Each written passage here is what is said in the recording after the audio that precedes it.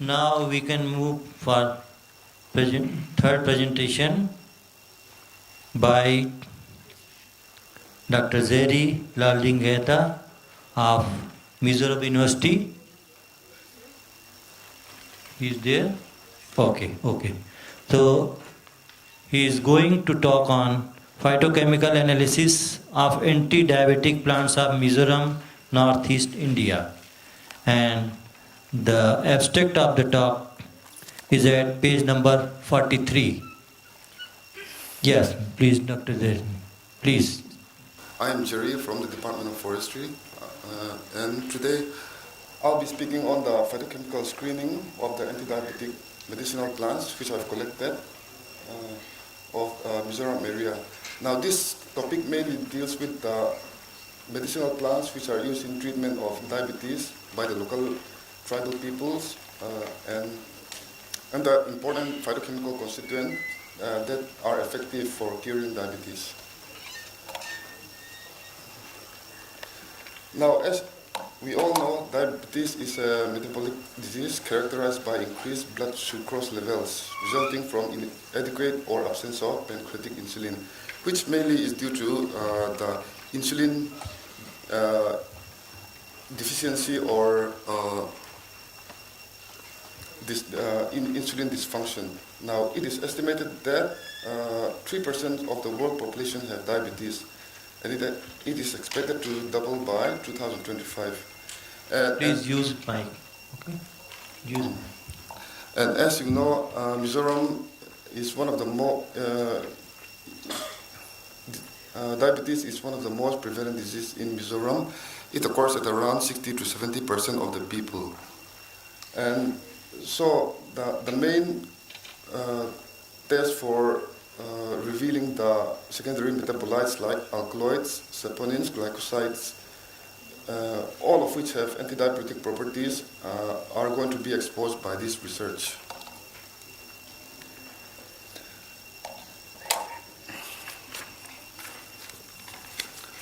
Now the first thing is to acquire about the medicinal plants used for treatment of diabetes by the tribal people, which are mainly done by interaction with the local practitioners and the tribal peoples. Now I have selected 5 areas for this, and they are located in 2 districts. So these are the areas, as you can see. And from these areas, the 15 plants have been selected, out of which a total of 29 plants were documented, and 15 of the highest efficacies were selected. Now the extraction was done successfully using petroleum benzene or petroleum ether for the removal of the fats, and the chloroform for the removal of the chlorophyll, and ethanol and methanol for exposing the desired secondary metabolites. Now the main tests are performed for the reveal of the presence or absence of these secondary metabolites. These are the metabolites which I've chosen, which have proved to be accurate in treatment of diabetes. As we can see in the previous lectures, these metabolites have proven that they can be used for curing diabetes, like alkaloids, flavonoids, glycosides, and all of which have all been proven to have anti-diabetic properties. And now these are the 15 plants which I've collected, and these are the parts which are mainly used. And as you can see, the majority of the plant parts used are the leaves, and followed by the leaves and stems, shoot, tuber, and the bark. Now these are some of the medicinal plants which I've collected and extracted.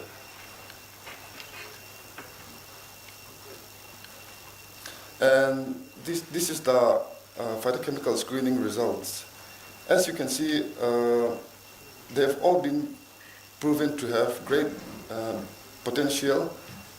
The phytochemical screening confirms this, and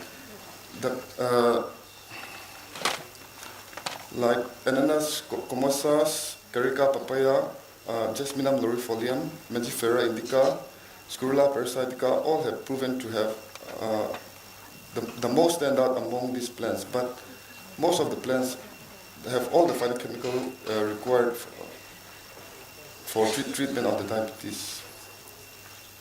And a total of 15 plants were documented, among which Mangifera indica, Jasminum, Glynas, and Scurula were commonly used for treatment of diabetes. The phytochemical screening reveals the presence of alkaloids, flavonoids, glycosides, and all in most of the plants which were tested. Now the main point of this research is for the detection of the important metabolites which are present inside the plants, and for the further isolation of compounds from which new synthetic drugs can be formulated. And these are the interaction with the local people and practitioners. And this is the preliminary phytochemical testing. So, thank you. Okay, thank you.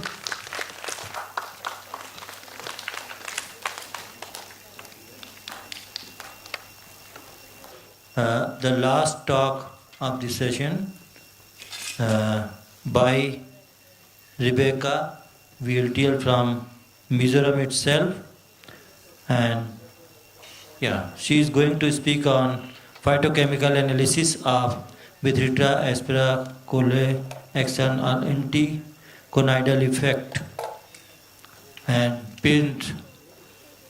you can find out the abstract at page number 38. Okay, Dr. Rebecca. And as you can see, I'm going to present a paper on the phytochemical analysis of Banaras Parra on the anti-candidal effect. So my report actually is about the phytochemical studies that I've done, but I've included anti-candidal because this is my main work of study. Okay. So this is the picture of Banaras Parra, and it is what we commonly call as zongluang in Mizoram, and this is very common for curing of your oral infections of different kinds, and I'm specifically working with Candida albicans. Okay, as you can see in the left picture, it's a woody climber, and this is a very old climber that I found from one of the forests nearby, so I just wanted to show the picture. So introduction, I'll go very briefly. So Banaras Parra belongs to Sterculaceae family. It is, like I said, very commonly used in Mizoram for oral infections and also sometimes for toothache and stomach disorders as well. And it is a creeper, and as I have mentioned here, it's not found in very highly shaded areas, but the vegetation, wherever you find slight vegetation here and there, it's a very common plant.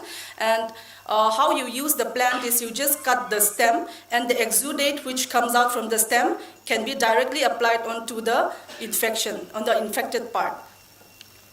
So about the organism Candida albicans, I think all of us here are familiar with organism Candida albicans, which is fungus, and among fungus also it's an yeast, ovoid, so it has pseudomycelium, and as we know, this is very common in immunocompromised patients. So immunocompromised, specifically we classify 4 people under immunocompromised people, like pregnant female, people suffering from cancers, HIV/AIDS, and diabetes mellitus. Okay, as I have again written here, it's an opportunistic pathogen, which means it takes the opportunity when the host cell is at its lowest immunity, and then it just strikes. Otherwise, it's normal flora, which means it is present there when we are really healthy also in our present state. But when the immune system is low, then it tends to multiply and then cause infections. So this is some examples of the pictures that I can find. This is oral thrush, and even though we can see moustache and all here in the picture, it's common in bottle-fed infants also, and it is called bottle thrush in infants. And this is common for vaginal infections also and some other genital infections, and also it can cause many other superficial and systemic infections, but systemic infections are not very common. So the lower picture on the left side is a potassium hydroxide preparation, slide picture, and the one in the right is safranin. So materials and methods, I will not go very much into detail since we are all very familiar with this. So as usual, this is collected, dried in shade, and powdered. And then I use a methanolic extract, and I've used oxalate apparatus and rotary vacuum evaporator. And after that, again, I further evaporated the solvent in water bath. So phytochemical testing, I have just clubbed together this way. Even though there can be many phytochemicals that can be present and absent at the same time, from the tests that I have done, 11 of them, this is what I have concluded. This shows the presence of alkaloids, carbohydrates, glycosides, saponins, cholesterol, tannins, flavonoids, diterpenes, and also the absence of reducing sugars, phytosterols, phenols. So this is my chart, and since it's very small, I'm sure you cannot see everything, but for alkaloids, I've performed 4 tests. All of them shows positive. For carbohydrates, Molish test is positive, but since Benedict's and Fellings are negative, so there's no reducing sugars. Then glycosides, saponins, phytosterols. So since I've mentioned them before, I'll not go into detail. So I have for phenols, there's no phenols, tannins, flavonoids present, proteins, amino acids, diterpenes. So this is my chart. So from previous researches and from the journals that I've come across, there has been the use of these phytochemicals, again specifically Candida albicans, for treatment of Candida albicans. So I think my plant sample, Bidnera aspera, also has a really good chance of, maybe one day substituting all the antibiotics that we use, like amphotericin B, nystatin, fluconazole, clotrimazole, etc. So, and also not only for oral thrush, since it also causes some other infections. I personally do not have any experience of using this plant, but maybe we can use it for some other candidiasis. So we can use it for candidiasis of different kinds as well. And so this is just a picture I have of my preliminary test. I just did a preliminary test in my lab with an unknown concentration of my plant sample, Bidnera aspera, and this is the result that I have found. This is just a preliminary, and before coming to this conference, actually I've completed my this diffusion test also, so I found a really good result. And I would like to conclude by saying that I think this plant also has a really good future in substituting again the antibiotics, and like what Professor Rao sir has said yesterday, maybe this is the Sanjivani for candidiasis. So thank you. Thank you very much. Is there any question? Yeah, Dr. Ma, please. Regarding your case, you have shown, did you try with a commercial product also? In the market, you get Candida is clotrimazole. So did you taste with that also compared to your sample? I have compared with, yes, I've compared with amphotericin B, fluconazole, and nystatin, but clotrimazole, I think, is Candida B.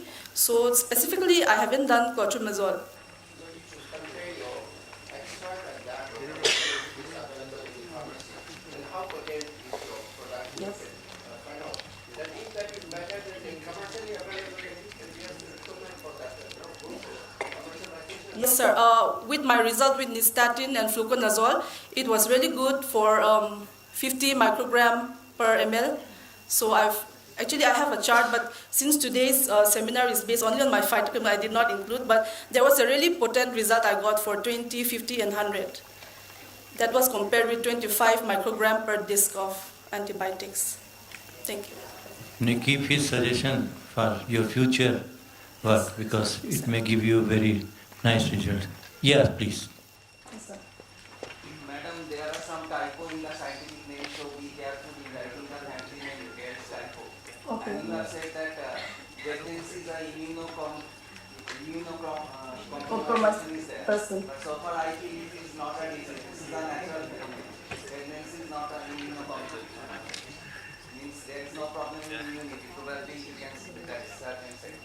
Yes, sir. But it's not like we discriminate pregnant female or anything like that. It's just that pregnant female are more susceptible to those kind of secondary infections. So that's why I just included them in the immunocompromised people. Yeah, it's not a disease. Yeah. That was lacking. Yes, thank you, sir.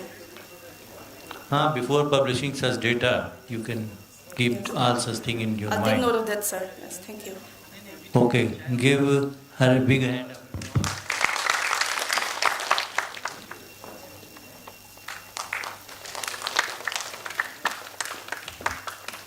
Now we have come to an end this session, and we had two invited talks, one by Dr. A.K. Goel from NBRI Lucknow on ethnobotanical aspects of imported medicinal plant, how we can use that knowledge for improving the therapeutic value of our important medicinal plant. The second one by Dr. Subhash Chandra from AIMS, New Delhi. He spoke on the use of nanobiotechnology for increasing the efficacy of the drug. And there were the four presentations from different persons from Mizoram and Calcutta group. So we have come to end. And lastly, I would like to thank Dr. Professor Tripathi for giving me the chance to conduct the session, and my young colleague Dr. Suresh Kumar for helping me in this work. So thank you very much once again. I would like to thank you.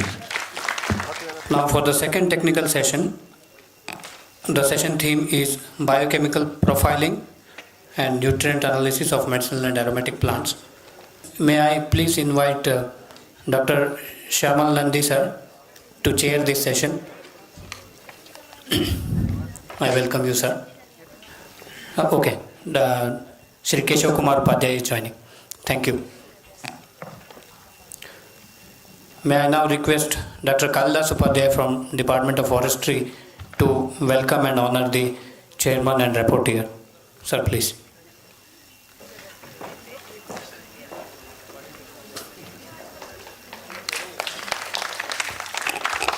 Wait, sir.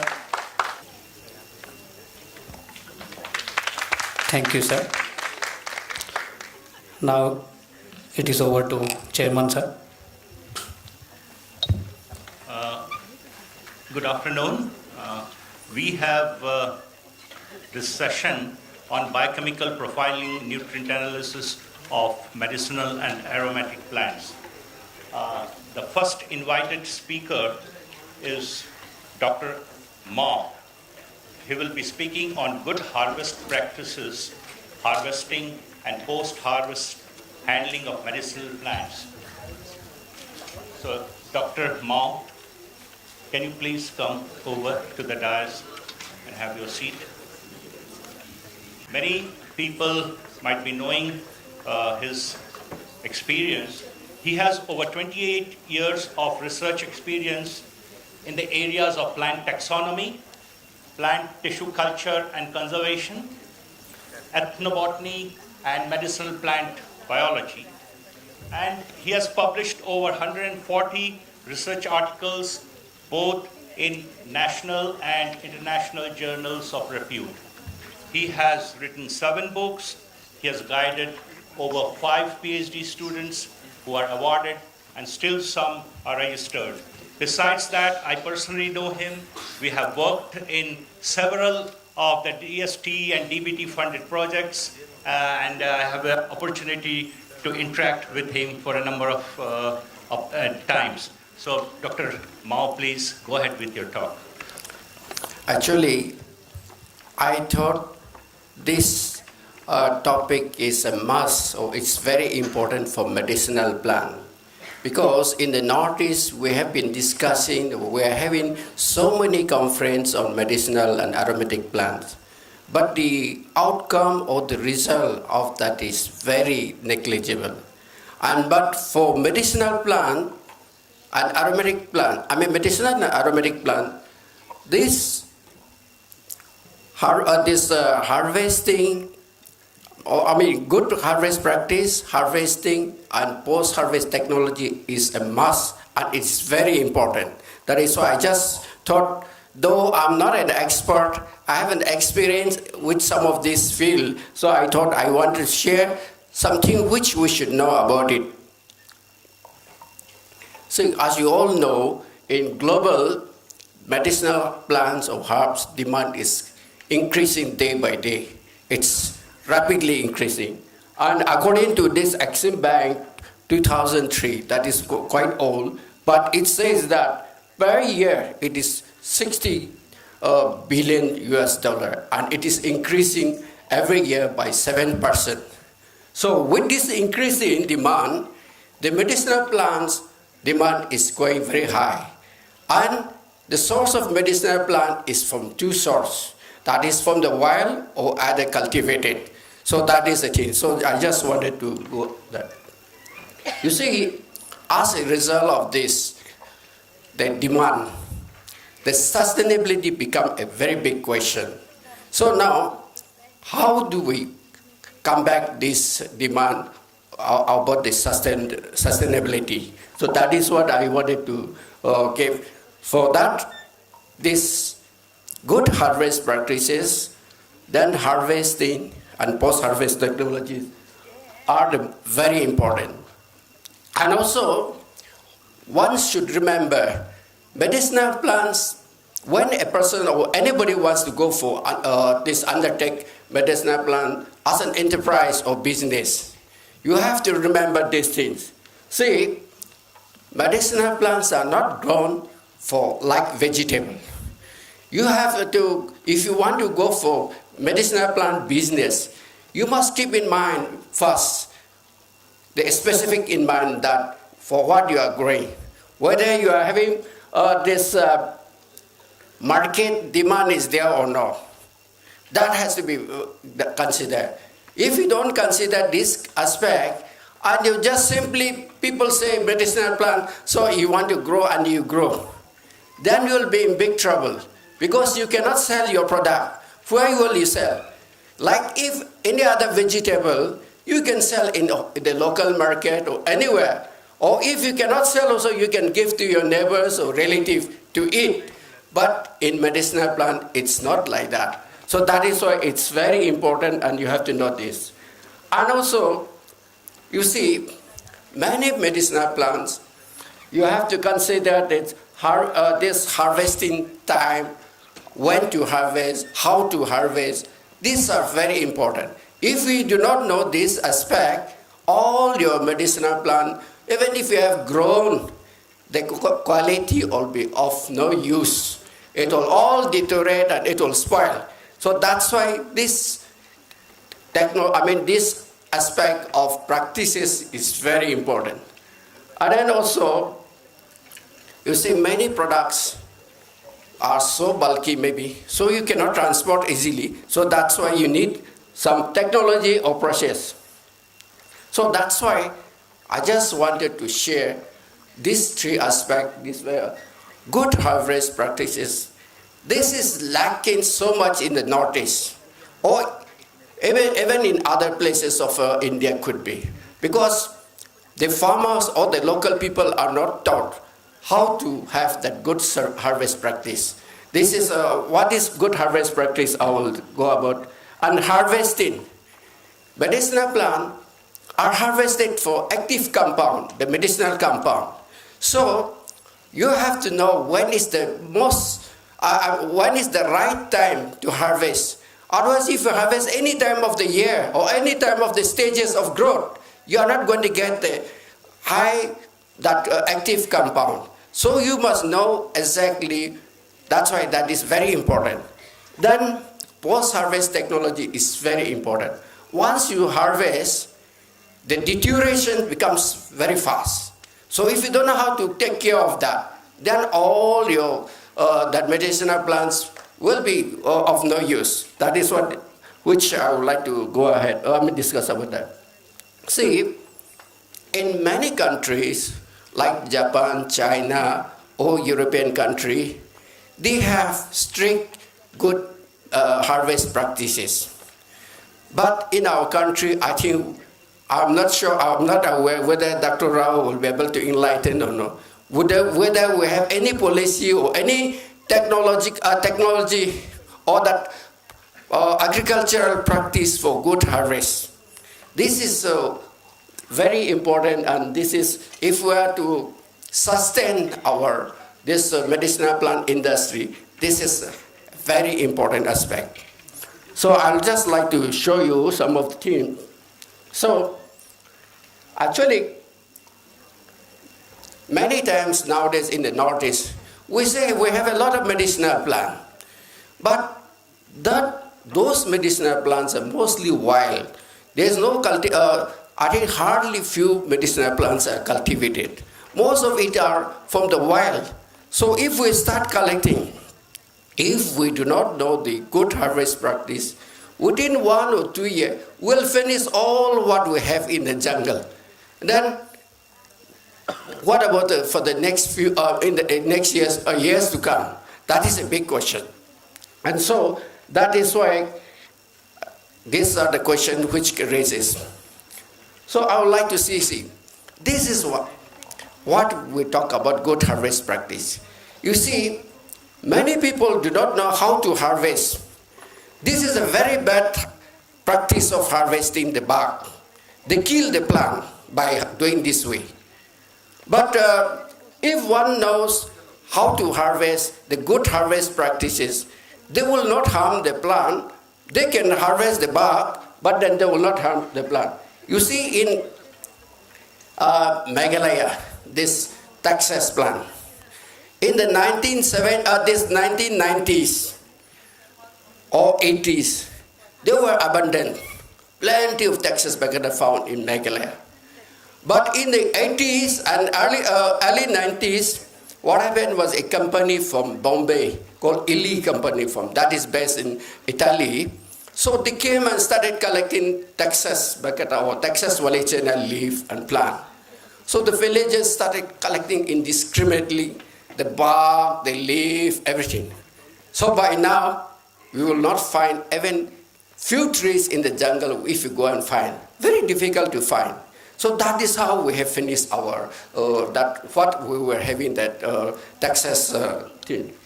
So again, you can see this one, this right one, Orosalum indicum. Many people collect the bark like this, not knowing that they will kill the plant if we collect like this. So this is a bad practice of collection. So that is, next one, yeah. And then, the red one is pointer or which one? Oh yeah. So this, you see, by doing this thing, you completely ring the bark, and then they die because of that. The flow of nutrients or water cannot be is cut off from the tree. So this way, you see. Here, again, actually, if we were to collect the barks, somehow if you collect some portion of the bark, you should leave the other side, so that the continuity of the plants will be there. But if we take this way, the plant dies. So that is why these are the few techniques for collecting bark. We should also know that. That is why we call it a good harvest practice. And then see here, if you are to collect leaf material for your medicinal plant, this plant, if you collect 70% of the leaf away also, you should leave at least 30% of the leaf on the tree so that it can survive. It can continue to have photosynthesis and survive. But otherwise, if you collect the whole leaf away, again the plant will die. This happened in Manipur in 2002-03, in the district of Ukhrul. What happened was that lot of Texas Vallecina is there in that this Xray, that is bordering Burma. And the trees are very big trees. They are very old trees. What happened was that Dabar wanted that Texas leaf. So they asked the villagers that we'll give you 2,000 rupees a kg.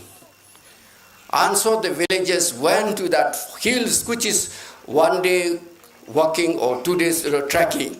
So they collected all the leaf. So I happened to visit that area for survey.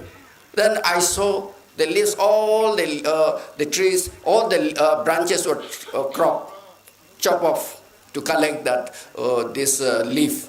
And the big trees all dead. That is how, that is what, that is very sorry states like that. So that is how this, if we are not careful, if we do not know how to harvest, that's how we kill and we finish our resources, whatever is available in the wild. So this is what I just wanted to show. So, here, good harvest practice, I've just shown you about the leaf and the bark. But even for the rhizome, what happened is that our villagers or collectors, they do not know how to collect. So they collect everything, whatever is available in the wild.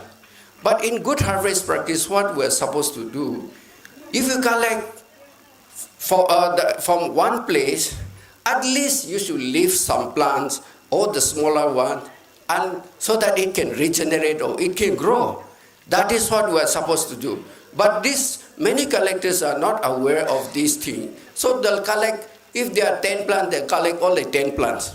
This is the thing. And also, you see, what happened is that one good example of this Aquilaria malacensis, this agar plant. In the northeast, especially in Arunachal Pradesh, it used to be abundant. Even in Itanagar town, a city itself, also Aquilaria was found. So, but when this forest department gave that mahal or that contract to this business people to collect, so they send people who are not expert to go and collect. So they went and chop off every Aquilaria tree, agar tree, not knowing which is to having that agar present or not present. But that's how they completed. So this is what I think one should keep in mind. And harvesting and post-harvest technology are just here. Actually, what happened is that after harvesting, this, as I said, the quality or the raw material depends very much on the harvesting. If we do not know how to harvest and process, all your quality of things will get spoiled. And that involves this, it has intrinsic or genetic or extrinsic, these are the things which affect the collection, harvesting and collection. And also this microbial is involved. And then also this, many times, herbaceous plant or other thing, when you are collecting from the wild, they collect something which are not medicinal plant also mix up, and that is how it contaminate and it poison also, that would become like that. And also in our country, also our collectors are also very crooked or cunning. If you are to collect Rauwolfia serpentina, they'll mix up with Rauwolfia tetraphylla. So they put together and sell. And that is how that becomes a big problem. So that is why now, as I said, the demand for medicinal plant has gone very high and it is increasing every year. And as a result of that, the safety concern also is becoming more and more. Because more people are taking, and also it has to be free from all this toxicity or this problem. That is the thing. So that is why quality control for the cultivation and collection of medicinal plants as raw material for herbal medicine may be more demanding than vegetable also. Because here it's something to do with medicine. Vegetable, that quality may not be, people may not be, the market may not be that demanding. But in medicinal industry, that is very high. So that's why one has to keep in mind that. So this, let me just give you this. Here, if we are to harvest this one has to keep in mind in harvesting. Like this, flower should be gathered before after the flower are opened completely. And this is of course not a general rule for all the flower. Depend on the specific species also. So you have to keep in mind. You must know what plant you are growing and how it should be harvested. Then collect them in clear, dry weather in the morning after the dew has disappeared. This is a common sense. If you collect early morning, if the dews are there, if your leaf material especially get rotten very fast or fungus attack very fast. So when the leaf dry up after the dew is dry, then you should collect like that. Then also, the leaf should be gathered when fully developed. Then if you are to collect biennial plant, it should be that this is what it should be. And then in case of stock, after this, collect them after fruit occurs. Then bulb, this should be the standard procedure one should collect. And then of course for the seed also. These are some of the standard procedure for harvesting. Here of course for the underground rhizome or stem, again you should see that this should be collected or gathered annual just before flowering, or this should be done in this week to get, because these are very important, because the active compound concentration is when it is very high in the plant that should be collected. Especially see, if we are collecting tree, the barks, I'm just here example I'm telling, the bark when the leaves are fallen, or when the leaves are turning yellow, that is the time maximum nutrient is stored in the bark. Because the winter session when the leaves are not there, they need to survive and the stored food is used. Likewise, so if you collect the bark during that time, you get the maximum concentration of the active compound or the chemical compound. So that is how one should do that. So this is some of the practice you should keep in mind. Then also, you see many plant products are highly perishable and hence they should be handled appropriately and maintain good quality for the market. As I said, medicinal plant without this maintaining good quality, nobody is going to buy. You see, last time I attended this DBT meeting, and there from Dabar and all these people came for the meeting. And that was on medicinal plants from the Northeast.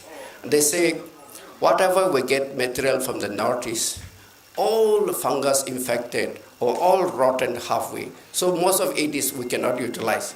That means we are not good in post-harvest technology or harvesting technology. We lack that knowledge. That is why we are not able to take care of after harvesting. We just put inside a bag or sack or just pack it and thinking that it's okay. And when you send, by the time it reaches the company, all fungus or all rotten. That is the problem. So, and also, once it is harvested, or when you store, many times the seed dormancy is broken and start germinating, and that becomes a problem. So that's how you should store that the seed should not germinate, or those kind of things one has to know. So this, again, in post-harvest technology management practice, include cleaning the product, sorting, because cleaning product, if you don't clean, with the moths if you bring to the market, or if you send, nobody is going to buy. Also, it will rot easily, this disease and all, this fungus especially. So then, sorting is very important. The grade-wise, no? The bigger one, smaller one, all those kind of sorting is there. Because grading, according to that, the price also is fixed. So that is why it's very important, packaging, or all those things you can see that. So, these are the things, if a person or if somebody wants to go for medicinal plant cultivation or business, one has to know about all these aspects. Here, I have already talked already. So, see, suppose you sell in the market, bring like this, nobody is going to buy. But if you bring something like this, it's very attractive and it is also people like it. Here I found that in Meghalaya, the ginger you get in the market is very clean and very nice. This very clean like that. But when I go to Kohima or Dimapur, the ginger what I get in the market is full of marks or so dirty, it's like that. Because they don't clean it. They just straight away bring from the garden and they sell. So, but that is what you see. If you sell like this, nobody is going to buy. So these are some drying technology which is available and which people do. I just wanted to show. See, if you have harvested leaf for medicinal plant, one should never dry in the sun. It should be shade dry. Because when you dry in the sun, this chemical reaction or deterioration, all this decoloration, all take place immediately. And then the quality of the medicinal plant goes down. So it should be done in the shade, and also it should be as quickly as possible, because the longer you keep, the chances of getting fungus infected or decomposing good. That is the thing. So this, after completion, you just expose to the sun for a short time. So here, this is what the shade people do that in the tray racks. You can do this way in the room, or you can. People do this way also by drying with this greenhouse net above, and you can keep like this for drying. You can do that also. Then, of course, in the sun, solar dry, if the plant is required for some material which can be solar dry can be used. Nowadays, you can get improvised this thing also. You can make yourself also, or you can get from the market also. All these things you can get. And then, of course, there's a hot air oven or frost hot air method. This is suppose like turmeric, haldi. If you want to dry, people dry by using this hot air method. That you can buy from the company also. I mean, from the company also like this one, or you can make yourself at home by hot blower, which you use in the winter. That hot blower, you can make. You can put the hot blower below, and you can blow the hot air up. Then you can keep your plants here, or the dry material here for, and it will be dry like that. So you can improvise at home. You can do that way also. And then, of course, freeze drying is one of the best, because when you do this, the leaf, if it is green, it will maintain green. And the chemical compound also retain better. So this is the best method, but then it's expensive. But of course, drying this way, if you are doing that, I'll just see in this kind of freezer, you can do that. But when you are putting in the fridge, you should not put just like that. You have to wrap in the newspaper or something properly, put in a plastic bag, and put inside this. Otherwise, if you don't do that, it will not work. Newspaper is very good. You wrap the newspaper, even in your fridge. If you want to keep something in your domestic fridge, you put some newspaper, wrap it and put it in. It will not, newspaper will absorb the moisture and it will not rot your material. But if you put that right away in a plastic bag, all waters accumulate and it gets rotten very fast. And also if you put the chili, green chili in fridge and put properly, you'll see that the chili dry, but it's green color. So that is how you can get the do drying. So of course, marketing, we have talked about yesterday that value addition is very important. If you are to say the raw material like this, you may get for 10 rupees a bunch. But if you sell in a semi-processed like this also, just few grams will cost you, will give you a good price. That's why it is very important that thing. Here, again, packaging is very important. And this thing, India as a whole is very poor in packaging, except Patanjali, I think. Patanjali or these few companies who are doing. Otherwise, other local entrepreneurs or anybody, I think most of us neglect this packaging. But packaging is very important, especially, of course, for big shopping malls, you are getting all sort of bags you are getting when you go for marketing. But for other, like this medicinal plant or those things, I don't think we do all this kind of thing. So, but this is very important because the attraction makes it to people to buy, and I mean, people, even if they don't want, they get attracted and buy.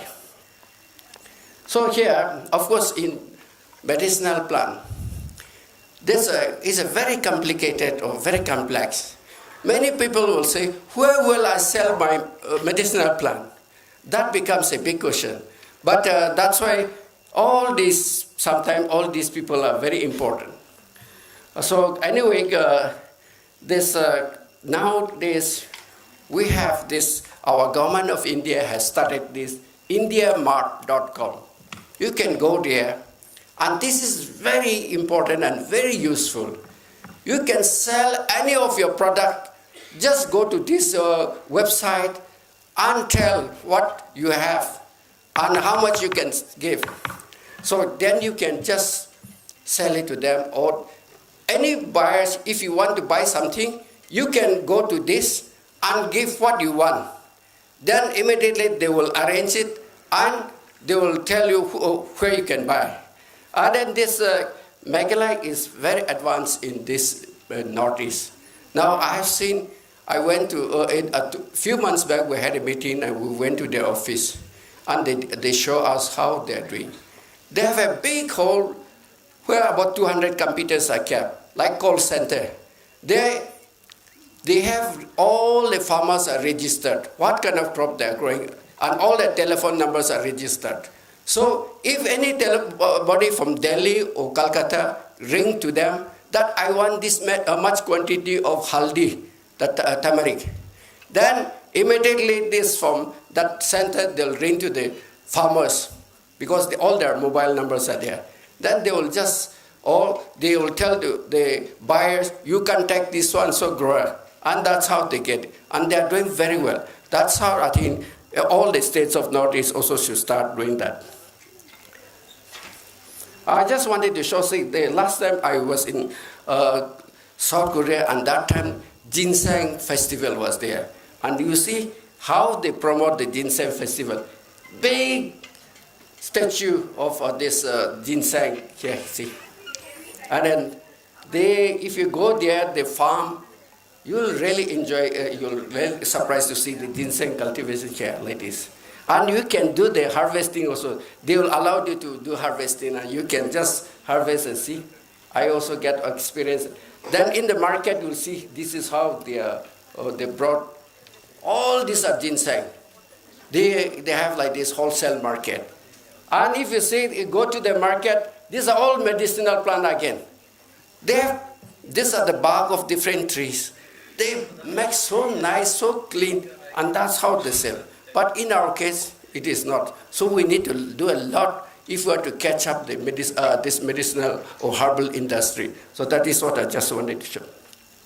So that, of course, we all say Northeast is very rich in medicinal plant resources and all those things. But until unless we have all that, what I said about good harvest practices, this harvesting, post-harvesting technology, we cannot catch up that. But if we can do that, we can be a part of this multi-million-dollar business in the world. Thank you.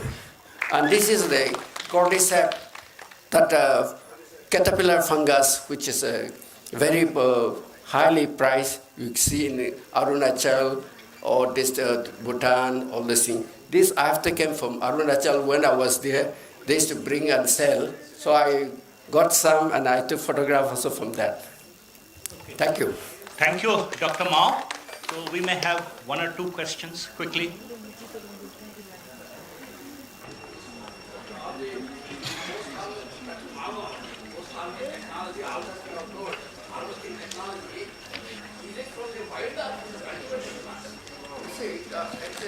Cultivated or wild technologies, we have to follow the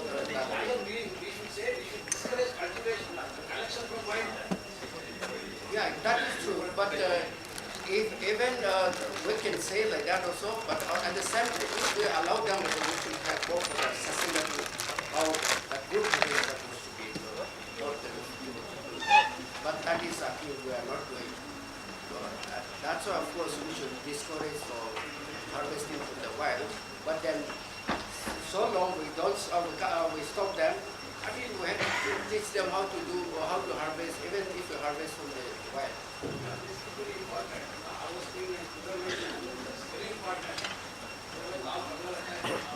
That's why the company, especially from this mainland, whenever they get material from northeast, they say, oh, this is spoiled. By the time it reaches, you see here is humid, I mean, moisture, a lot of moisture is there. By the time we pack and sell, when it reaches, suppose like Hyderabad, it is quite hot and humid again, then fungus will immediately come out. Yeah, that's why this thing, I mean, good information. West Bengal, particularly in Calcutta and its around area, there are many cultivators who are growing medicinal plants as well as some aromatic plants. But they are finding difficulty to sell out. Just on your website, Yeah, IndiaMART, IndiaMART. Yes, IndiaMART.com. I would request you to your government of India to publish it widely so that they can get the news and This is to the proper place. actually this is the Prime Minister of Modi's campaign. No, all the states they are supposed to set up a center. Actually, the funds are given to all the states in India to set up this control system room in the state, and then they are asked. All the farmers are asked to register. The register means their mobile numbers should be given to the center. Then from there, if any requirement comes to the center will direct to the grower, or the buyer can contact directly to the grower because this telephone number is given like that. You can negotiate and get the best price. And then also, in Meghalaya, the interesting part is all the transport vehicles are also registered with the center. So what they do, when you require a truck to transport your product, the center will call immediately the truck driver or the transporter. So you go to that place because they require your thing. And the rate is fixed also. From this place to that place is 1,000 rupees or 2,000 rupees according to the distance. So you don't have to look for all the truck or all the arrangement for the transportation also. They can arrange for you. So it is very convenient and very good. They are doing very well. So that is what I was really, I appreciate to see that the way the Meghalaya government is doing, that is one of the best maybe, who knows, in India also. That's be practicing in Bengal also. That I'm not aware of that.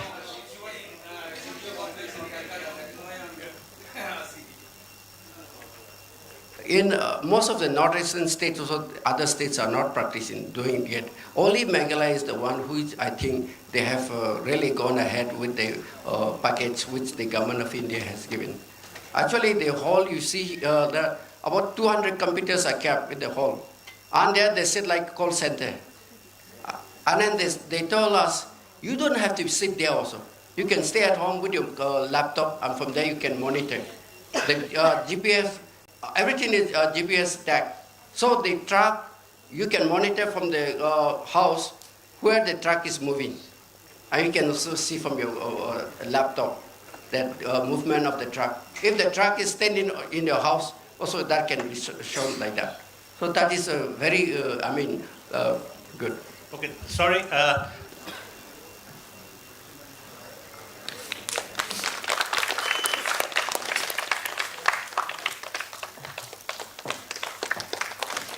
Sir, is the head of the Disaster Management and Studies Department in the Indian Institute of Remote Sensing, Dehradun.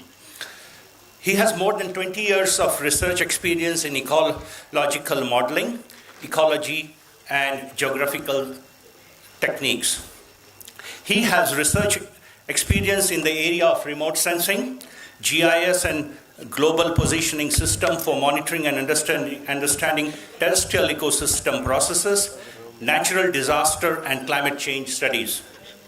He has teaching as well as capacity building experience in the use of space technology for ecological, environmental, climate change and disaster management, and carried out research and have 20 projects of national importance.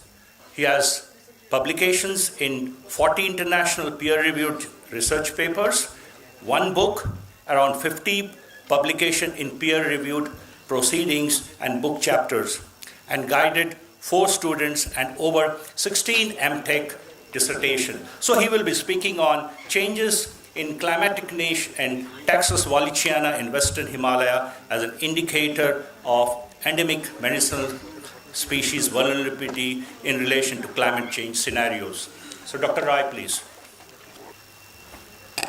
I'll be talking something different today from what we have been listening.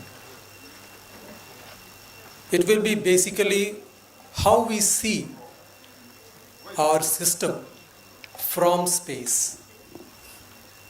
To give a brief background of the work, you all know that Western Himalaya is a mega biodiversity rich region and also one of the biodiversity hotspots of the world. And the projected climate change is likely to warm this entire area, varying from a temperature difference of 1 to around 8 degrees Celsius. And all of these are going to lead to the changes in the ecosystem structure and composition. And of course, this is as a result of the changes in the ecosystem function. And we may experience a lot of loss in the endemic biodiversity in the region. So in this work, we have tried to identify one of the important medicinal plants which is prevalent in the Himalayas, I would say. That's the Taxus wallichiana, which is important for producing anti-cancer ingredient taxol. So this Taxus wallichiana is also known as Himalayan yew. And okay, sorry, I today morning I was typing it out, it's a typo here. So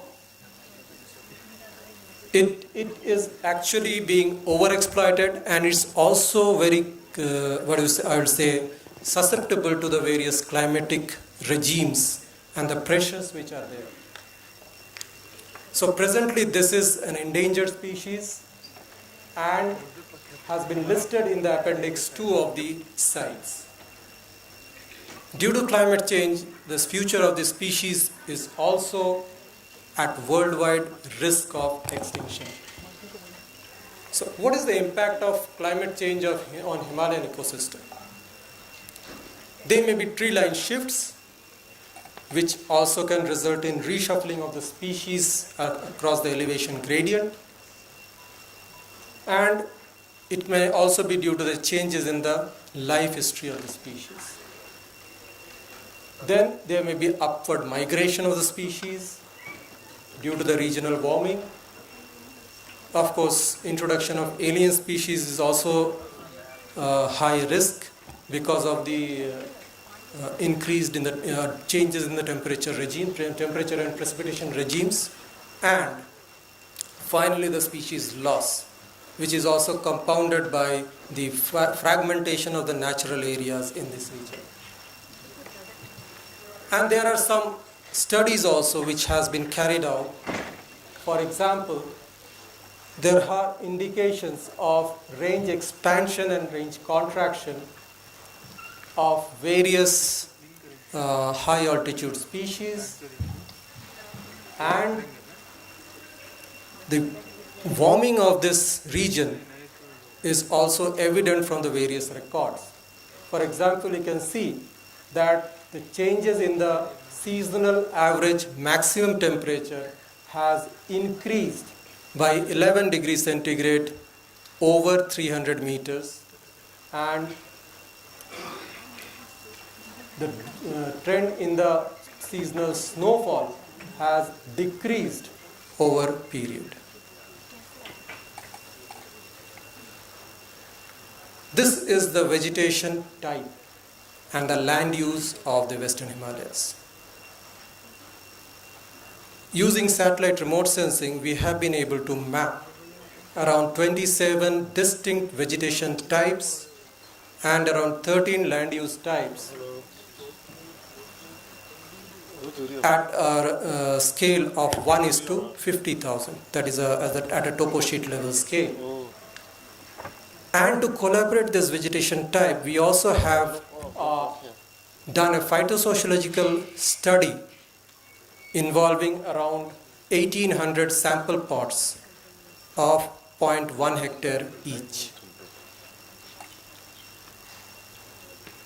As part of our studies in Department of Space, ISRO, we have also modeled the fragmentation status of the Himalayas, Western Himalayas, which actually is highly fragmented, and also the biological diversity of the region. Here we have characterized the biological diversity to identify the areas of high rich, very high rich, medium and low biological richness of the region.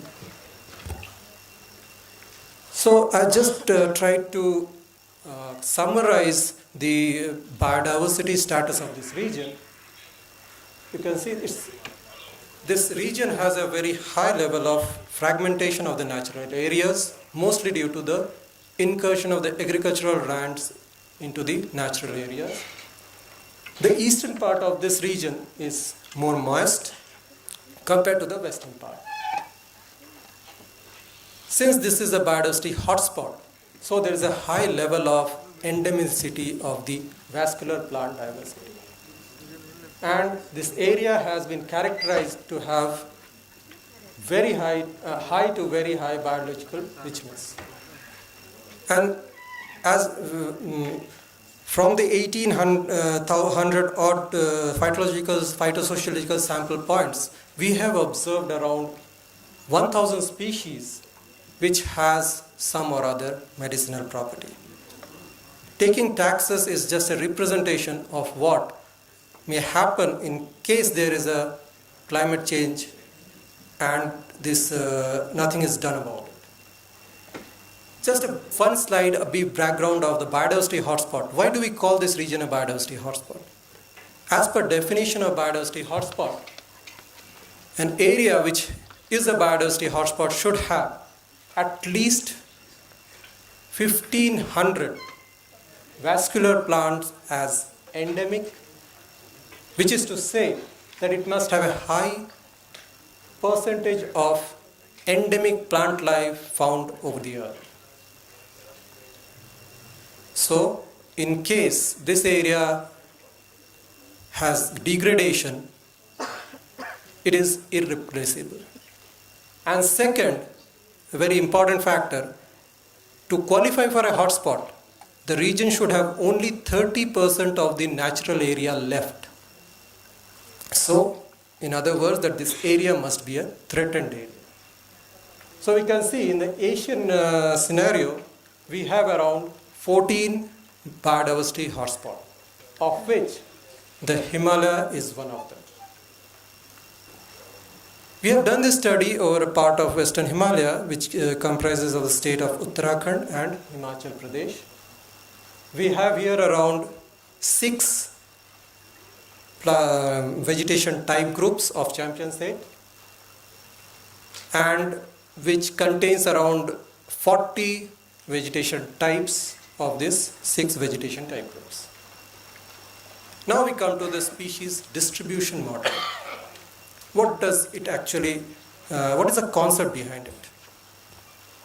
The concept behind species distribution modeling is that we have a set of environmental variables, which include the bioclimatic variables, the topography, the land use, land cover, the soil, etc.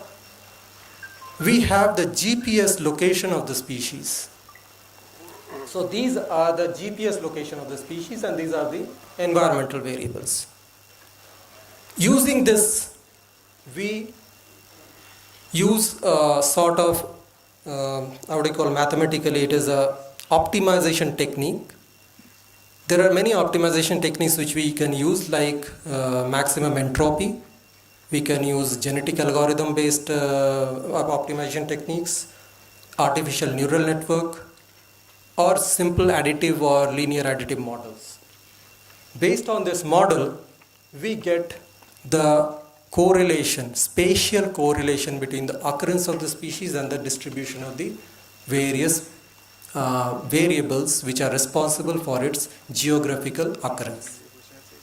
And we again calibrate, we use a set of sample points for calibration and an independent set of sample points for validation of this model. Once we get a validation of greater than 80%, we go ahead with the further modeling. Before I go further, I'd also like to emphasize the importance of climate on our biodiversity. So if our climate is changing, what is changing exactly? It is the temperature regimes. It's not the average temperature increase. It is the temperature of the warmest month, minimum temperature of coldest month, temperature of the wettest quarter, temperature of the warmest quarter. So all these factors actually play an important role in the distribution of a plant species. So due to climate change, all these factors are going to change, which will in fact affect the biodiversity, like the number, abundance, distribution, composition, and their interaction. And this entire thing results in the changes in the ecosystem functioning, which are interlinked. So this is the diagrammatic representation how the changes in the climatic regime of a species changes, and in turn how the species tries to adapt itself to the changing climatic regime by migrating to the favorable regions. So you can see this region, which was earlier the actual distribution, which represented the actual distribution of the species, the bioclimatic regime has shifted here. So the species now tries to migrate upwards.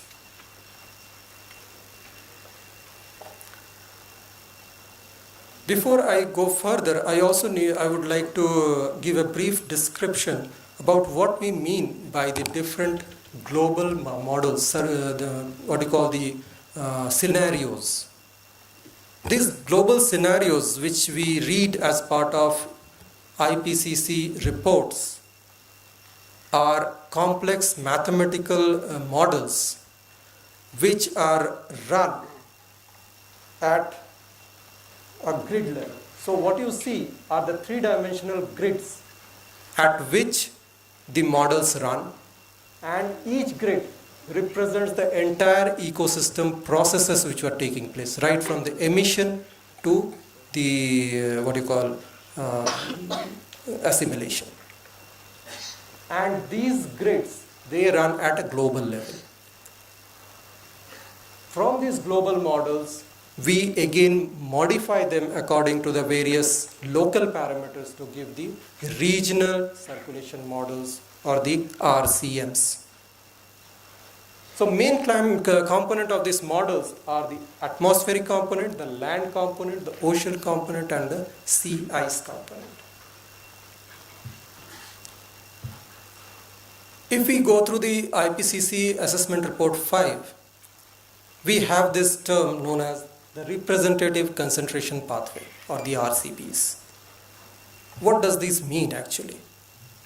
It means what will be the various climatic scenarios if the radiative forcing of the earth increases by 2.6 watts per meter square,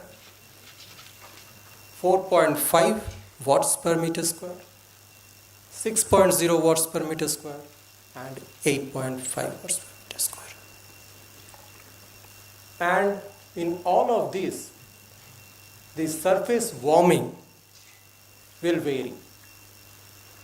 In the next slide, I will have tried to summarize the entire IPCC RCPs to provide how the scenario will look like.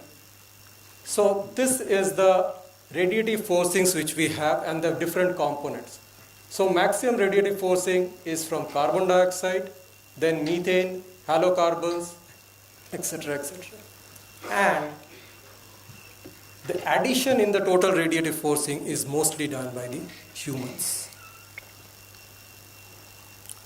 And this entire thing is interrelated, and this model runs at a time step of an hour, 1 hour. Every hour this model runs. So the output which you get is an hourly output for the next 100 years.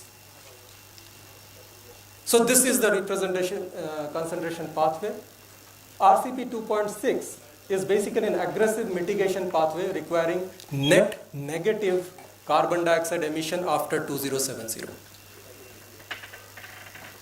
So in this scenario, the greenhouse gas concentration will peak to around 420 ppm and then begin to reduce slowly towards 360 ppm by 2300. This is the pre-industrial status. But this scenario we have already exceeded. Now the carbon dioxide concentration is more than 420 ppm presently. Then there are two stabilization scenarios, that is RCP 4.5 and RCP 6.0. In 4.5, the greenhouse gas concentration stabilizes to about 540 by 2100. And in 6.0, it reaches about 670 ppm by 2100. And the highest scenario, that is the RCP 8.0 or 8.5, is the one of continued warming to reach about 940 ppm by 2100 and only stabilizes at 2000 ppm by 2250.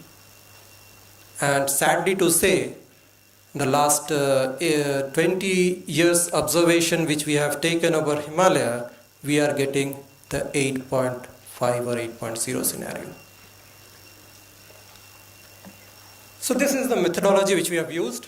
We have used the climate data for the present and the future, species occurrence data for the present. Using the present scenario, climate data and the species occurrence data, we have trained the model to identify the distribution of the species. Then use the land use component to take out the areas which are modified by humans, and then use the same trained model to predict for the future, that is in 2070. All this has been done in an open source domain using R software. These were the type of data used. Species occurrence data we have collected ourselves. We have online the gap square field then from online portal like GBIF, Herbaria, and records from Botanical Survey of India. The climate data we used was a coupled model intercomparison project of CSIRO Australia, and from here this model we derived 19 bioclimatic variables. And the topography, there's the elevation slope aspect we took from or model from the shuttle radar tomography mission dataset, the SRTM 90 meter dataset. So these are the bioclimatic layers which we used for the modeling, which has around 11 I would say temperature layers and 9 precipitation layers. So all these information along with topography was put in the modeling domain. Here we have used an ensemble model, that is we have taken a group of models for the species distribution and used the average of the best fit model for the particular region to run the model. So this was the ensemble model which we ran. We had around 9 models, and we weeded out the models which were actually not fitting to the region, and used around 6 models for this particular work. Using this, we generated the probability distribution of Taxus wallichiana in Indian Western Himalaya. So the probability ranges from 0.25 to 0.9.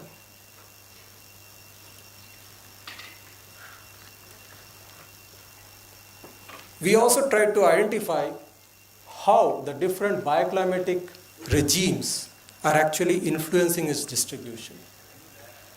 So we plotted all the curves, and these are how the different bioclimatic regimes are geographically influencing their distribution. And we also found out the important variables which are responsible for its distribution. Then we also identified the response curve. This is basically to see the model performance and validation. Based on this, we generated the final map of the current probability distribution of high, medium, and low probability for the present. This had an accuracy of around 0.95, that is 95% accurate. It could predict the distribution in 95% of the cases. When we ran it for 2070 in RCP 4.5, we found that we only had a few specks of low and medium, and there were no probability distribution for the high probability of the occurrence of this particular species. But when we went for 8.0, again it showed that there is a more or less better distribution. What may be the reason behind it? Actually, in the 4.5, the temperature actually increased nominally, but the precipitation decreased drastically. So that influenced the distribution of the particular species. So you can see this is how there is a reduction in the fundamental niche of the Taxus wallichiana in 4.5 scenario compared to 8.5 scenario. And this is basically a manifestation of the water stress created in the 4.5 scenario. We have done it for a lot of species for the entire Western Himalaya, and these are the species which we have found to have a high loss in their potential area. To study them in field, I have also established 4 long-term ecological research stations in the Himalaya, and they are presently working at level 1. And the parameters which I am studying here are the phenology, productivity, decomposition, nutrient cycling, biodiversity, invasive species, and fire proneness. So to conclude, we have modeled the impact of climate change for the potential climatic niche of Taxus wallichiana in this particular region. And the results show a considerable loss in the suitable climatic niche of the species, and also in the projected climatic scenario of the IPCC. This is the beginning. This actually provides an introductory baseline for assessing the impacts of climate change in one of the most important Himalayan species. And it also highlights the threat which the Himalayan endemic species are facing in the climate change scenarios. So this is a work which has been carried out as a part of our ISRO funded project, and most of the work was done by my research scholar, Ms. Pooja, who we see here in the field. So with this, I'll end my presentation. Thank you. Thank you, Dr. Roy. So finished well on time, so we may have few questions. Any questions from the audience, please? Okay. Dr. Yes. Giri. Thank you, sir, for your nice elaborations, deliberations, and you nicely represented whatever factors which are making the species more Indian. Now, my question is that one strategy is being followed now that one fungus, that is Taxomyces amblyeri, which is an endophyte fungus, that if we explore the association with this fungus, it gains the ability to produce taxol. So, how far this approach, the culture of this fungus could be feasible to substitute the Yeah, I will answer your question instead of him. Okay. I have some knowledge on taxus. I have worked on taxus for a long time. Initially, when I joined GB Pant Institute, I started with taxus, and Dr. Mao rightly pointed out during that time, 1990s, there was a long felling of, large-scale felling of taxus, Wallichiana leaves, bark, tree. So I have collected a lot of literature. Taxomyces andriani produced as a fungus which has been isolated, and a number of other fungus they have also been isolated, but the levels which they produce in culture is very low. So at the moment they are not being able to replace the existing need of Taxol, but Taxol otherwise is being used in cell culture and large scale production is there. So the levels are so low by the fungus Taxomyces andriani, and there are other fungus also which produces Taxol and 10-deacetyl-baccatin, which is the precursor to Taxol. So it will not be a substitute for Taxol at the moment. Because as far as I know, presently the world demand for Taxol is mostly being met by the biotechnological intervention like tissue culture and other methods. And in the US, Taxus brevifolia, and in Europe, Taxus baccata, they are harvested under controlled manner, very nice management, and most of the good Taxol comes from the naturally occurring trees. But in India, it is a different story. So we have felled large number of trees. Because I had trekked the entire Western Himalaya myself during this last 20 years. In fact, I have personally seen taxus only in around 25 locations across the state, 2 states. Yeah, I would add in Almora and Uttarakhand also, the taxus populations are decreasing day by day. So it's a very bad state of affairs, as Dr. Mao also pointed out. In Manipur, Meghalaya, it's a very bad shape. At one time they were selling 2 rupees a kg in Jageshwar area of Almora in Uttarakhand in 1993-94. So large scale felling, and people were not aware that Taxol is the Taxus baccata, they call it thunair in that area, is so important. They were befooled by some companies. They were chopping the trees, barks and everything for the sake of 2 rupees, 3 rupees a kilo. And now they are producing large number of cuttings and all, because it's a very slow growing gymnosperm, and to attain my height, it will take about 30 years. Yeah, 30 to 40 years. Yeah, to attain. So very slow growing gymnosperms. Yeah, and seed germination is very poor. We have struck it. We have raised cuttings on large scale propagation in JB Pant Institute, and distributed to the farmers and also the foresters. So now they are propagating and planting in large areas of Uttarakhand. So next question, please. Yes. Are you working on the Himalayan range? Yes. From your deliberations. Have you got any intention of mind? Are you supposed to do work on the plain area? Because in the plain area there are many plant species are actually declining. And many species have already been extinct.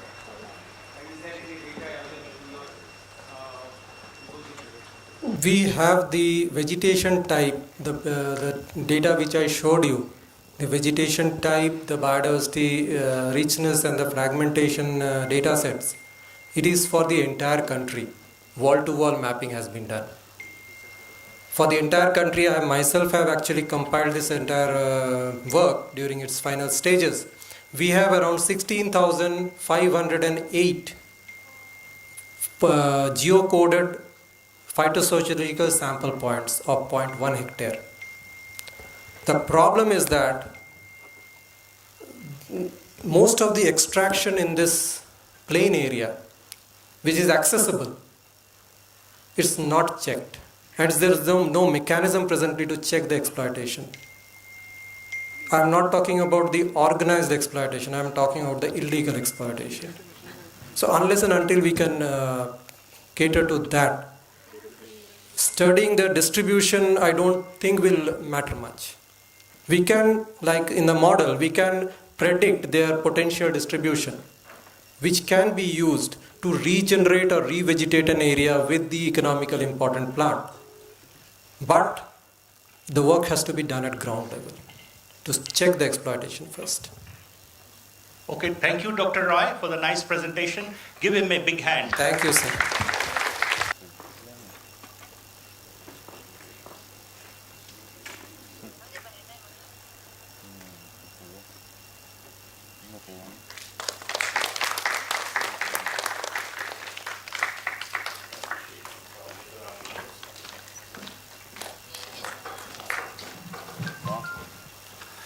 So our next speaker is Dr. Bhim Pratap Singh. I would like to briefly introduce.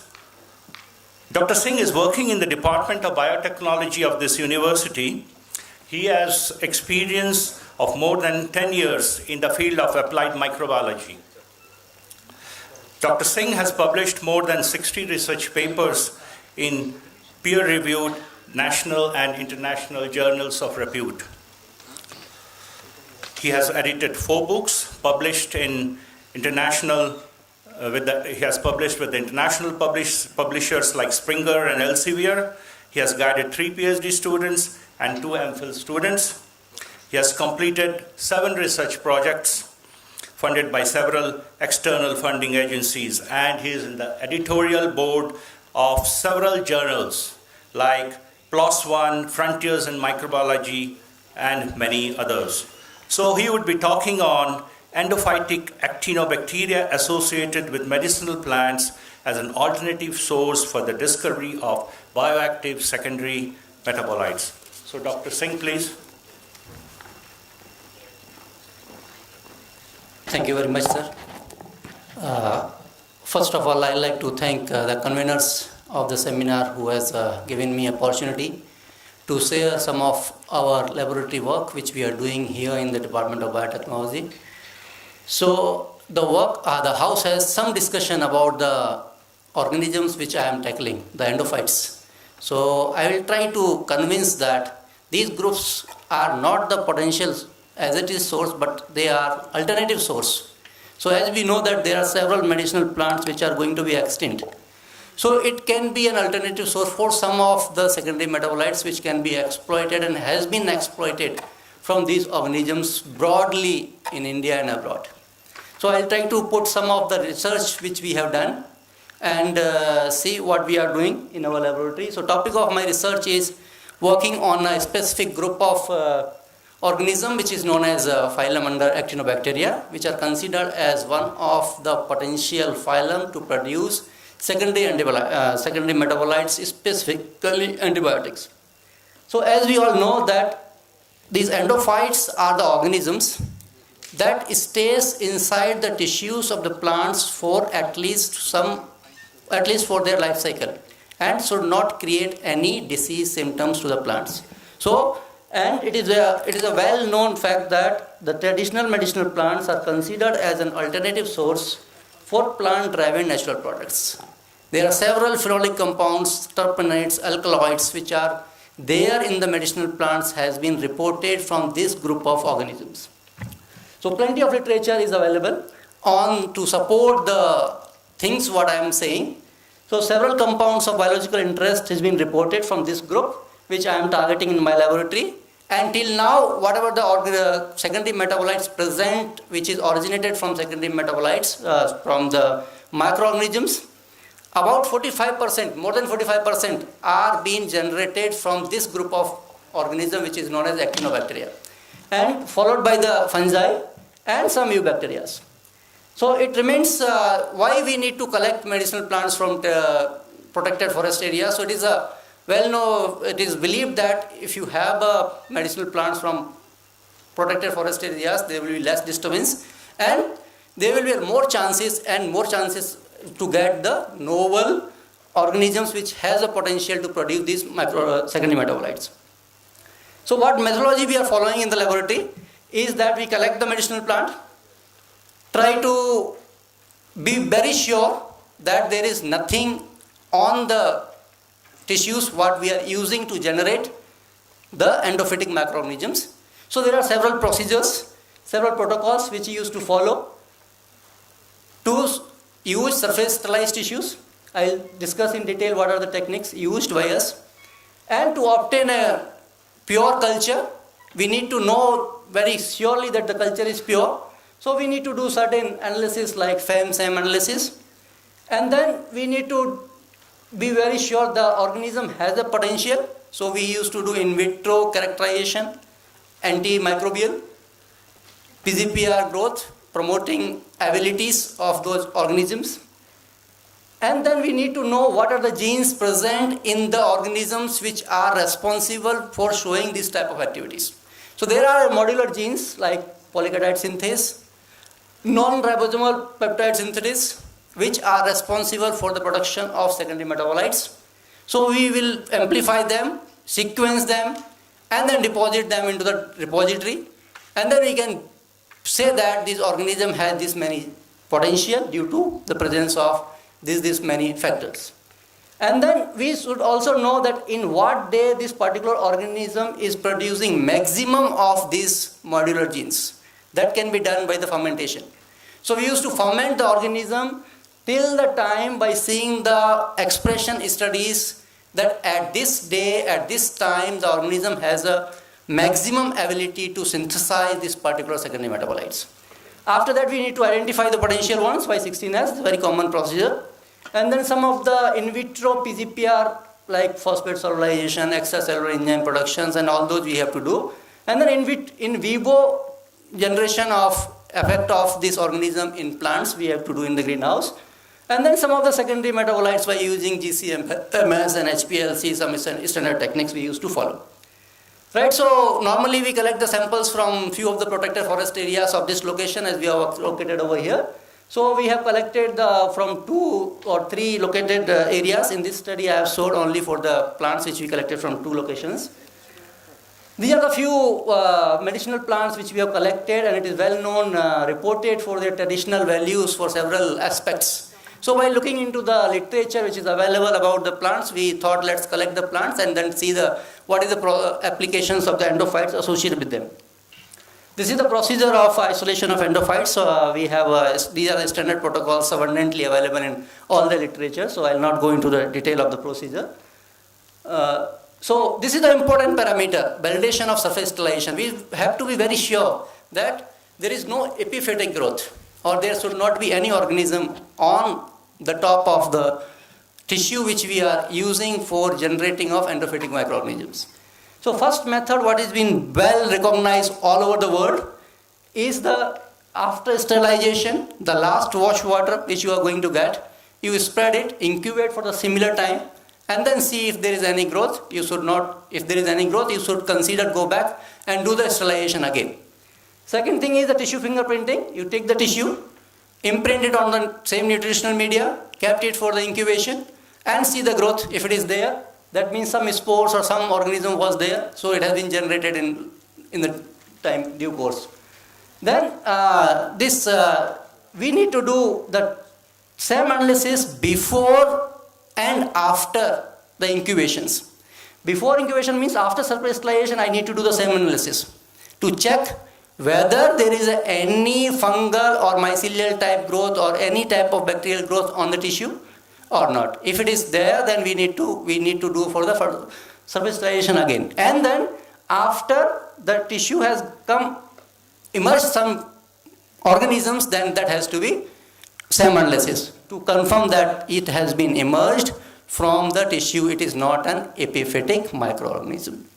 So these are the two well-known methods till now. What alternative method which we have designed? We thought that people are spreading that water onto the nutrient agar. Let us see through PCR, is there any microbial growth in the water after incubation? So we have we have taken that water as a template for PCR and then try to see whether any amplification comes of 16S primer after doing the PCR.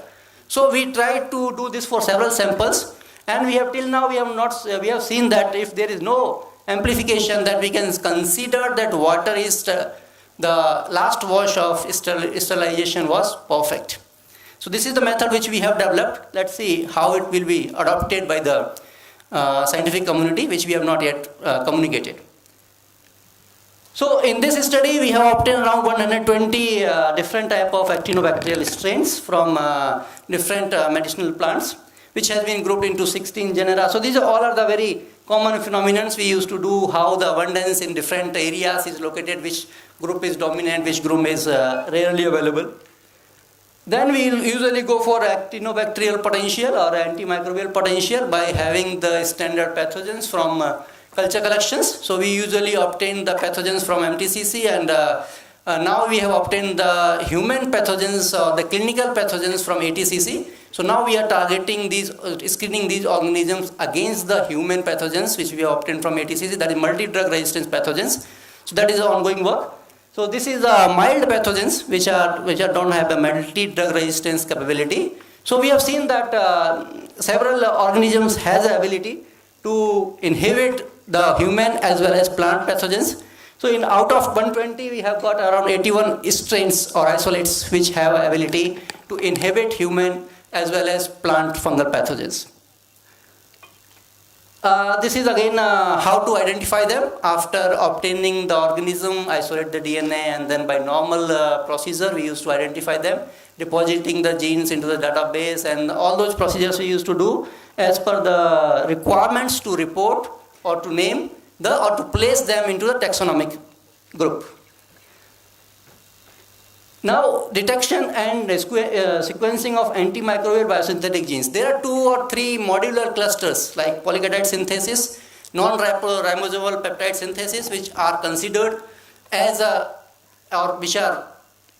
which has to be there if an microbial strain has the ability of production of secondary metabolites. They are the clusters. There are several genes involved in it. So we need to know whether these modular clusters genes are present in the organisms which are showing antimicrobial ability.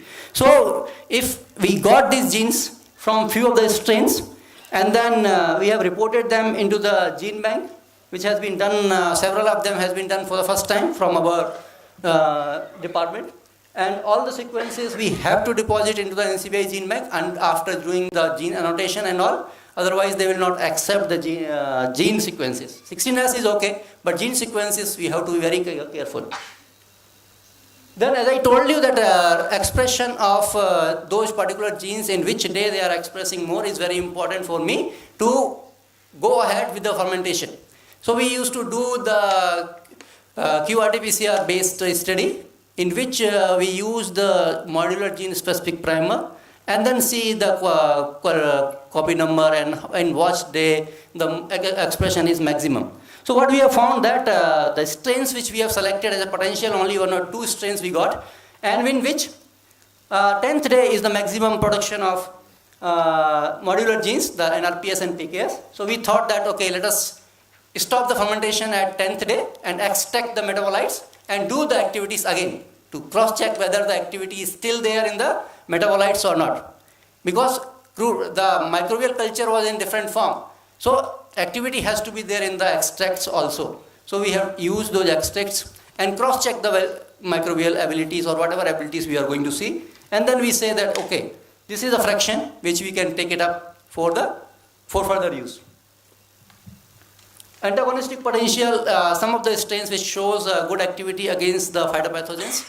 So we used to check the antagonistic potential against the plant pathogens obtained from similar culture collections. And we have seen good ability in some of the strains which can be used as an antagonistic agent in to treat of the plant diseases. Plant growth promoting traits we have taken into consideration like production of IEA, kinetin, ammonia, siderophores, and these are all are the in vitro traits which has to be checked before you consider a strain as having a plant growth promoting ability. Further, extracellular enzyme productions, extracellular enzymes are also considered as an important enzymes for having the ability to fight against the pathogenic bacteria in the rhizosphere. So we have checked them and found the two West strains which are showing good abilities in, if these all in vitro characteristics are found in the strains, then we can take it up them for the in vivo studies. So these two strains we have taken up for the in vivo studies, where we have done the in vivo studies up to 90 days in the greenhouse experiment. So 60 to 90 days we used to do normally, and then we have seen that what is the rate of increase of root, shoot, and all those parameters, what is considered to be the plant growth promoting parameters. But later, further to this, this is very basic parameters: plant root growth, shoot growth, and weight, dry weight, wet weight. To further prove the effect of our organism in the plant physiological parameters were checked. We have checked the chlorophyll content. What is the effect of the microorganisms which we are putting into the in vivo experiments, whether they have any effect in the physiological parameters for the plant. So first physiological parameter what we have taken into consideration is the chlorophyll content. Treatment 1 is with our potential strain. Treatment 2 is with the pathogen. Treatment 3 is the mixture of pathogens and our strain. So what we have seen, that treatment 1 is showing the maximum chlorophyll content or enhanced chlorophyll content as per the control. So we can say effect, it's having some effect on the physiological parameters as well. Now further to prove that, we have gone for the Dolpom studies, where we have seen the rate of electron transport change rate Fv by Fn, which dictates that how much electrons ability or how it is affecting the plant physiological characters. So we have seen in T1 it is quite high as compared to other treatments.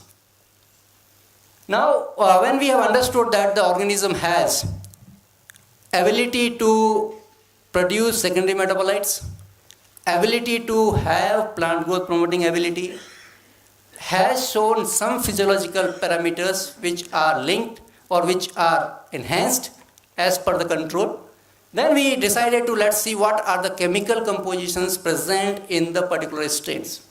So we have used UPLC MRM based HPLC, which is a multiple reaction mode parameter, where you need to use certain standards. If at all that mass is present in your extract, then only the peak will come, otherwise peak will not come in the particular technique. So what we have detected, though as the sir has rightly said, the composition of the metabolites was very, very, very less as compared to the plants. This is a well-known fact. But why we used to call it an alternative source, that by the use of fermentation or by the use of gene expression as a biotechnological tools, we have a potential to express the particular genes and can exploit in future if at all the plants will get extincted. So that is one advantage of this particular field. So we have detected several phenolic compounds, several compounds like even paclitaxel also we have tried. So as we said, it is very less, but then also it can be exploited in future. So this is a MRM based chromatogram. This is a control. This is a peaks of the standard solutions, standard compounds. If at all this compound of the same mass is present, then only the peak will come in UPLC based MRM mode. Then to know the volatile compounds in the strains, we used to have the GCMS. So the reported or the detected compounds has been already reported with some antioxidant, antimicrobial, anti-cancer activities in the literature. So the similar type of compound has been detected. So we can say that these compounds may be responsible for showing this type of activities in the particular strain. So in conclusion, I can say that the strain which we have isolated, the couple of strains, has a potential to develop biofertilizers to enhance the crop growth. Our results also emphasized that unexplored areas like protected forest areas has a potential to get novel strains which has a capability to synthesize secondary metabolites. We also suggest that using of endophytic actinobacteria as a bioinoculum for plant growth promotion, nutrient mobilization, and as a biocontrol agent against fungal pathopathogens. So these are the few papers which we have published in 17-18. I have not given all the lists, only around 12 papers we have published in this year and last year till now. And the couple of books which we have edited, and for getting this all, this is the team which I have in my laboratory. I have with me 9 students or 8 students along with me who are working day and night to generate these many publications. And I have fundings from several funding agencies. We have certain collaborations because we do not have sufficient instrumentation facility with us, like HPLC, MRM mode, QTOF, and then GCMS we do not have. So for HPLC and all, we have a collaboration with the CDRI where we use the Sept facility. And for GCMS, we have a collaboration with TNAU, Comito, where they used to do all the chromatographic analysis. And other collaborators, which foreign and abroad and Indian, which used to help us in several ways. So, thank you so much. This is the deliberation from my side. Thank you, Dr. Singh, for the nice presentation, very crisp. We may have few questions. Dr. Gay. Can you tell me what selective media for growth of endophyte? Yes, there are several medias. If you want to go for in general, you can isolate actinomycetes isolation agar. General. Actinomycetes isolation agar is a general media.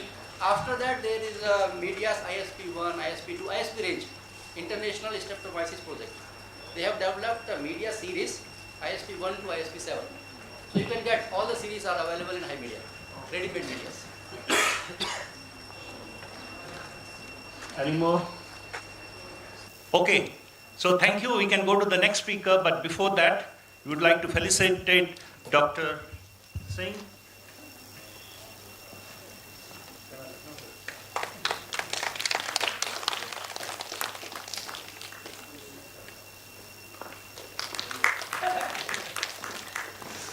We go to the next speaker, Dr. Ved Prakash Singh, Department of Chemistry, Mizoram University. Yes. Topic of my presentation is natural products congeners to reintegrate the investigation of their chemistry and biological activity.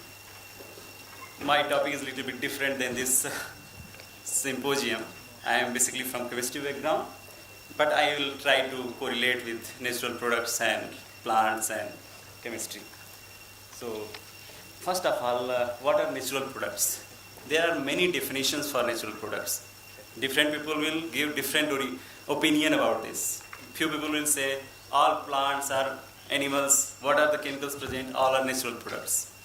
But if as a chemist, if I will discuss about natural products, means that is about secondary metabolites, not other than that. What are natural product congeners? Natural product congeners are the basically derivatives of natural products. Means we can say analogs of natural products. Why study of natural products is required? We can say natural products are source of most complex and fascinating chemical structures. We are designing many compounds by ourselves, but still we cannot compare to the natural products which are present in our nature. Natural products represent biological diversity. Still, our chemical dictionary is very, very less than natural chemical dictionary. Natural products represent natural biological activity whether as single compound or as complex mixtures. Many activity are represented by the natural products as a single entity or in complex manner. Means you can say not only one molecule is involved in that activity. Many molecules, their combined effect is there in their activity. natural products can be effective bridge from traditional to modern scientific development, including genesis, molecular biology, biotechnology, and pharmaceutical sciences. Why natural product is very important in drug discovery? We can see from this table about this antibacterial compounds. Total, this is a rough data. 90 drugs have been already discovered. Out of those 90, 9 is natural product, 61 are natural product derivatives. So we can imagine that how much it is important. And in anti-cancerous drug, total 79 drugs, out of 79, 21 are natural product derivatives. So we can say that these natural product derivatives are more important than natural product itself. This is the targeted molecule which I have targeted to synthesize its congeners. So this is pseudoerythrine. This is the diterpenide. This is obtained from Caribbean corals. And this molecule is very potent COX-2 selective drug. So our target is based on this structure of this diterpenide. Before start our work, we studied docking. We have done docking for this compound, and we found that there are A, B, C, and D zone where COX-2 binding takes place with this molecule, and according to those interactions, we designed some molecules. Few of them are here. Here I have selected only A and B region in my presentation. So in A and B region I have modified, and here 10 molecules I am going to represent. So this is the synthesis pathway of this compound. This is very well known compound. This is readily available in market. We can purchase from market. We can start from here. I am not going to discuss about the reaction because nobody is here from chemistry, so I am going to pass from here. So this is the other pathway where molecule is synthesized. This is the characterization. Few spectra I have taken to show you. This is NMR spectra of this compound. This is only one NMR spectra by which we can characterize these aromatic peaks, these aliphatic peaks, this pentose sugar peaks, and this alkene peaks. And this is carbon spectra. There is 2D spectra is also there by which we can study the stereochemistry of the compound. I have done in silico analysis of this compound before doing in vivo anti-inflammatory activity. In silico analysis method is written here in brief. First we draw the chemical structure of the compound in ChemDraw. Then we will prepare protein. I will take PDB data from PDB bank. So then we will prepare protein for docking. Then we will put our ligand as well as PDB file protein, prepared protein, and we will auto dock that one. Then we will get the result. And then we have done this anti-inflammatory activity of our synthesized molecule. This is the docking structure, result of our docked structure. Here you can see this dotted line shows the weak interaction of the molecule. Weak interaction is very important in drug action. Usually we discuss about covalent bonds, but in drug discovery or drug field, if we are going to discuss about the action of the molecule, we should consider non-covalent interaction. Without non-covalent interaction, not a single drug behave as a drug. So non-covalent interaction is more important than covalent interaction in medicinal chemistry, in drug discovery or in drug field. So we can see here many weak interactions are here. Hydrogen bonding is there, cation pi interaction is there, CH pi interaction is there. All interactions are here. This is the result of our study. Here we can see this is control. This is nimesulide as taken as a standard. This indomethacin is taken as a standard for docking. So these are all results. In this compound number 32 and compound number 52, these two have better results than nimesulide and very potent. And in docking score also, it favors somehow to our experimental results. So we can say our results as well as computational result, both are very much parallel, so we can go for next study. And in toxicity also we have done, I am not representing here, according to that result also we can go for next stage. And few more compounds are in pipeline, so I am not able to show the results of those compounds because still result is not obtained. So these are the results which I found. Compound number 32 and 50 have maximum inhibitory effect compared to control group, and maximum percentage of at 90 minutes is 38.7, which decreased to 18.4% in drug. And 32 also have very potent activity, and it is 23.4% when compared to that of the control group. So, and rest of the compound number 27, 30, 31, 33 and 34, 49 have moderate intermediate inhibitory properties, and few molecules have no anti-inflammatory activity. And our next target is, usually if we will see the activity of anti-inflammatory drug, most of the COX-2 selective drug have anti-cancerous activity. So our next target is to see the anti-cancerous activity of these compounds. Because many of the compounds, if you will go in literature, you will see all the anti-cancerous compounds have anti-inflammatory activity. So with these words, I think time is over. So I'm going to stop my presentation. Thank you. Thank you.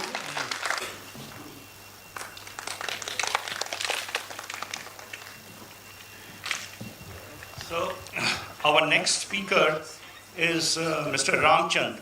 I think he is not here. So we go to the next speaker, Laming Sangha. Yeah. So he is here. He will be speaking on studies on biochemical profile of wild brinjal. Today I'm going to deliver a speech on studies on biochemical profile of wild brinjal, Solanum gilo. We'll talk about a brief introduction about this crop. This is commonly called as scarlet eggplant or bitter brinjal, and it is belong to family Solanaceae, and this fruit turn red when it is ripened, and this is commonly consumed in this northeastern region mostly by the tribals people, and in Mizoram we call samjok, and it is almost available throughout the year. So we are interested to take up upon this crop because there is no core collection. The core collection have not been developed much as compared to the cultivated brinjals, and attempt was made to collect the different genotypes from different parts of northeastern region to attempt to study their attributes through chemical analysis. So I have collected 15 genotypes from different parts of northeast region, like from Mizoram, Arunachal Pradesh, Meghalaya, Sikkim, Manipur. So these are the details of the place collections, so latitude, longitude, and altitude. So here we have collected 15 genotypes and shown in the field of vegetable farm at the College of Horticulture and Forestry, and analysis was done after harvesting of the fruit. So these are the exemplary pictures of the different stages of harvesting.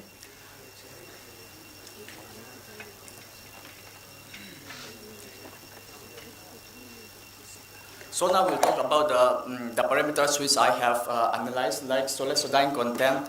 Like this solesodine content has a therapeutic effect, and the method, all the parameters which I have analyzed, the method which we use is shown here, so I won't talk about one by one. So like this phenol ascorbic acid content, as we know, they have antioxidants effect, and these total alkaloids are actually naturally occurring nitrogen containing plant substances which have specific as well as most diversified pharmacological properties. So this is, and we studied about plant steroid and flavonoid content. These flavonoids are present in almost all vegetable crops, and along with carotenoids, they produce vivid colors in fruits and vegetables, and it has a strong antioxidant properties. with anti-inflammatory and immune system benefits. And this phytosterol content, it has cholesterol lowering effect. And this terpenoid content, it is a primary constituent of essential oil, and vitamin is also under terpenoid. So these are the analysis which I have observed. So soliciting content, it was expressed as milligram per as is shown here. Here it is ranged from 8.78 milligram per 100 gram to 28.26 milligram per 100 gram.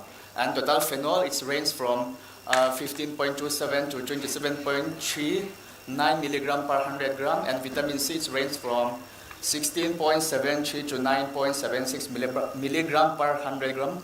Likewise, total alkaloid, it ranges from 2.68 to 4.68. Steroid content ranges from 196.48 microgram per 100 gram to 174.26.